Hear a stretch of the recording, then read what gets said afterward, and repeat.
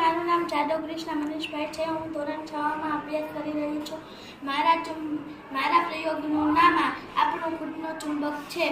આપણે વસ્તુમાં લેવાનું છે એક ચુંબક અને લોખંડનો ભૂકો, અને આપણે સોયને થોડી વાર ચુંબક ઉપર ઘસવું.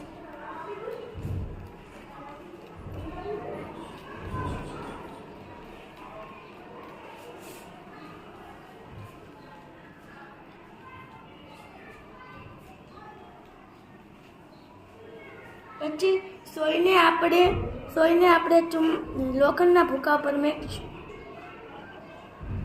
જોવો, આપણે સોય ઉપર લોખંડનો ભૂકો ચોંટે તો માનવું કે આપણું ખુદનું ચુંબક તૈયાર છે, અને ન ચોંટે તો માનવું કે આપણું ચુંબક હજી તૈયાર નથી, અને તેને વધારે વાર ઘસવું.